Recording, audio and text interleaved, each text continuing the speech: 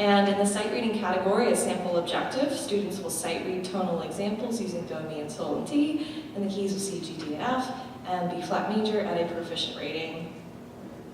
Makes sense. There's an example of a rhythm one at the bottom. Students will sight read rhythmic examples using quarter notes and rest, barred eighth notes and dotted quarter eighth notes in 4/4 time at a proficient rating, which sounds like a whole bunch of words, but what it does is it just makes it very clear what's being measured and what's not being measured.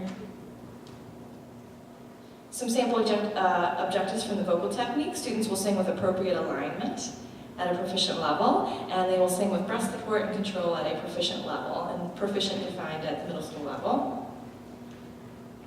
One objective for musicality, students will demonstrate musicality at a proficient level. And text analysis was my one reasoning objective. Students will analyze the text of at least one song from a repertoire in the form of program notes.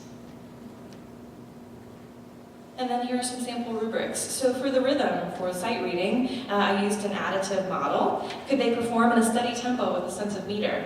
If yes, that's a point. Could they perform quarter notes accurately? If so, that's a point. They perform dotted quarter eighth pairs accurately. That's really the distinguisher between 3s and 4s right there. If so, there's a point. And performs barred eighth notes accurately, a point. And then an example of a hierarchical rubric would be for vocal technique, and it has to do with alignment, which is just another word for posture. Checkpoints are present throughout performance, and overall posture is flexible without tension. And checkpoints would be things like having an elongated spine, and a lifted sternum, and all of those kind of things that we teach.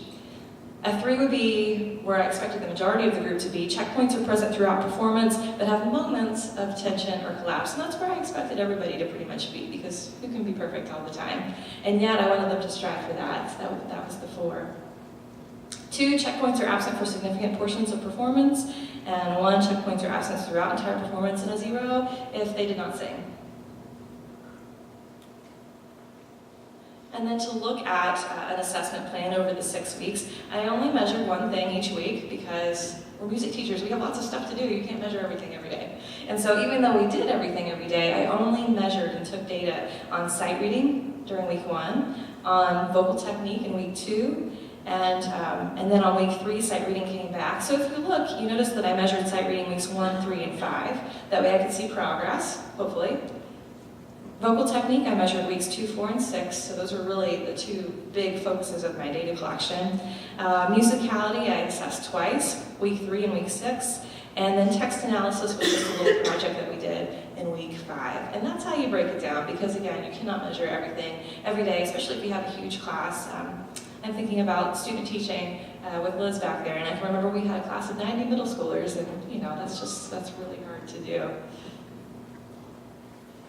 The other thing is, since you only have one category per week, break it up and only assess a group of students each day. So maybe Monday you're doing the beginning of the alphabet. Abby, Allie, Brendan, Ella, Andy, Brandon, Kirsten, and Chase. And you can do the divide and conquer method that we did earlier, but you're tuning your ears, you're listening specifically to those students, and then you're recording data on how they're doing. And then Tuesday, you do the other group, Wednesday, Thursday. And my advice to you is to plan it out so that you're using 4 days a week, because we all know that something always happens the 5th day. There's an assembly, or there's some kind of, a fire drill, or something happens. So my suggestion is just go ahead and plan for that, plan to assess 4 days a week, and then when the random thing happens on the 5th day, you're in good shape. And tips for efficiency. Not everything you teach has to be assessed. It would be impossible. We just teach so much that if you were going to do that, data collection would be a full-time job, and we already know we work 2 or 3 full-time jobs, and so there's just not time for that. So choose a few focus areas for a unit of time. The more singers you have in the group, the fewer focus areas you should assess, because the fewer focus areas you can assess, really. So it depends on the size of your group. Evaluate a few singers a day using the divide and conquer method to listen individually. And the other nice thing about the divide and conquer method is that you're having them listen to each other. And there's a lot of learning to be that can happen when they're listening to each other and they're evaluating each other, especially if you have a mixed choir in terms of age. Having the freshmen listen to the upperclassmen It's just really inspiring for them. And they can hear, they learn so much more just by hearing what those ahead of them are already at than you just trying to tell them.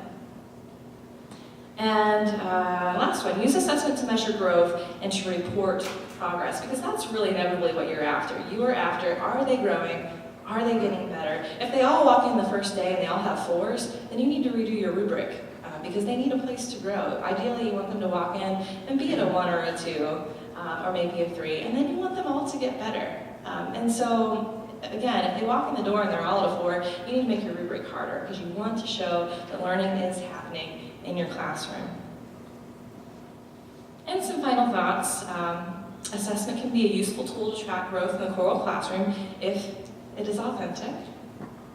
Use the structure and language used by other subjects when writing your objectives. And again, it's stuff we already do, it's just translating it into a language that other people understand. Recognize that music is a largely skill-driven rather than knowledge-driven subject.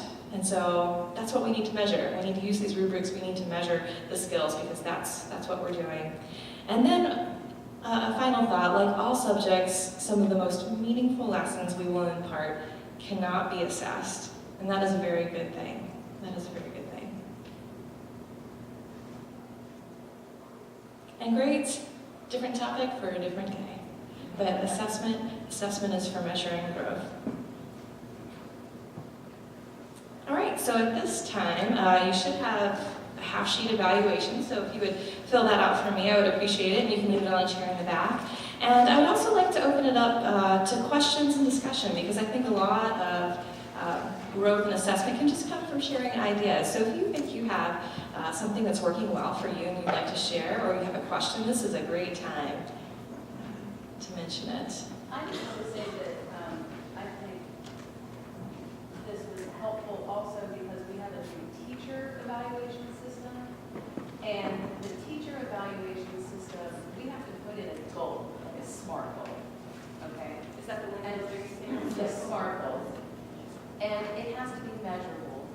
And, you know, I said, well, I'm a choir teacher, and there's no place for me to upload the progress of my students. It's not like I can say, this is day 1, this is what they sound like. This is the end of the semester. And they even say, like, you should upload, or you should have copies of your student work, so that when you come and we discuss your growth or non-growth, you know. So this is helpful, at least, I mean, it's not really student work, but at least it's a keeping track. Right. And it gives numbers to what they do. And I would also recommend videotaping as well. Because, man, there's a big difference between day 1 and concert day 1. There is. And you know, I have a showcase, I have a show choir. I have a showcase at the end of camp that it was a mess. And the parents were there, and they were like, yay, that was great, it was a great show, you know, and we just finished state competition. So, wouldn't it be nice if we could bring them, this is video 1, this is the end. Oh, that's not an option. But we can't upload that.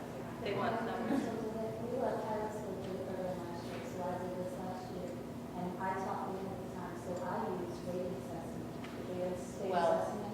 So if you take the file out and something, what I did was put, my goal is that at this assessment, they will achieve a certain level of like rhythmic accuracy and like and all this stuff.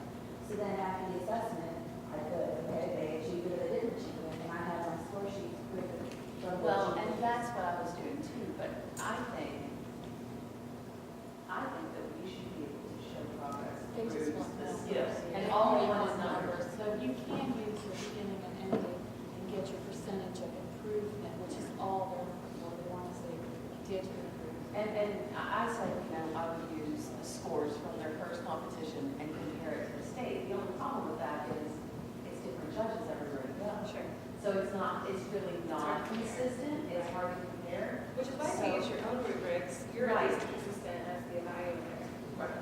And I can tell you that when I was using, it took me a while to figure this out, but the administrators I had were very happy by the end. And they're like, wow, you teach things in music class. Thanks. what we do, it's, we just teach so much that we take for granted sometimes, but we teach a lot of different things, and you just have to figure out how to express it into language, and then how to put a number with it. And then just kind of remembering, again, that what we do is more important than that, and not to feel like, oh, I'm losing the important stuff by putting a number with it. No, I'm just adding to the important stuff. To write about the language too, is when we put the number to it, it has to look like a map of reading Yes. comparison, not It has to look like a, it has to look as if Looks you like have map. plot map or language charts because they can't read. Right. What word it is. I think there was a session on that earlier. I think there's one in that. Okay, yeah. We also use a language word too, which is learning things. That's what you have there as a playground. It's having students each week just their job. You were talking about interest and access. So there's an app called Socrative, and it's socrative.com, and it's internet-based, so they can use their phone, they can use their computer or whatever, and you can set that up for them to do the interest level or access level, and then they'll send it back to your email, and you can grade it, or you can look at it to see like if there's something that you wanted to teach and make sure if they understood it or whatever, they can give you a response, and you can look at that. So that's a good app to use, and that way they can use technology too. That's something that you might want. You took out that box on your rubric. Yes. I think so. What was that called? Socrative. It's Socrative. Socrative.com. Questions, thoughts? Well, thank you for coming out this morning. I appreciate the discussion. It's good to be back.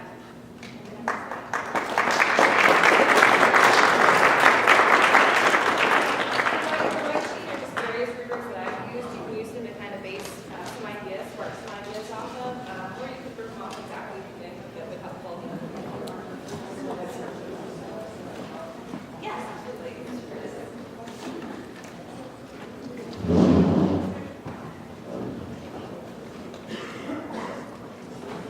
And if you could put evaluation sheets back on the chair, that would be good for me too.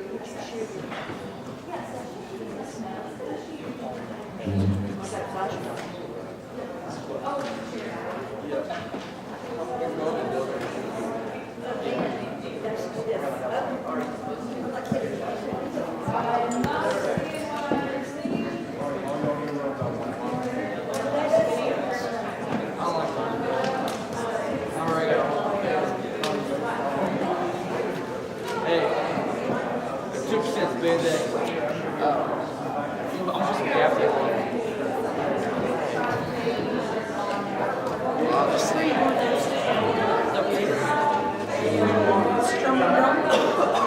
I was surprised you didn't go to the as well. How long did it take you? 3 tries.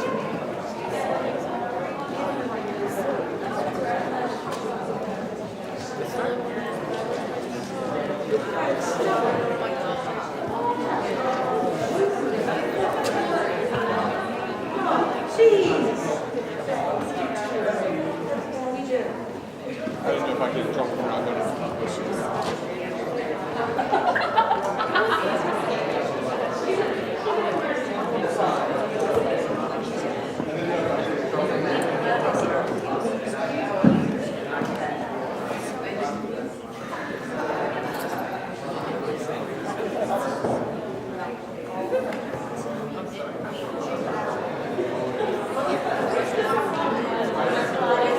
Sticky big time. Yeah, I just told Kenny about the snow, him and Charlie about the snow. Fun. I'm moving to the back. No, it's just gonna be loud. Well, you know, I'll do that for these guys.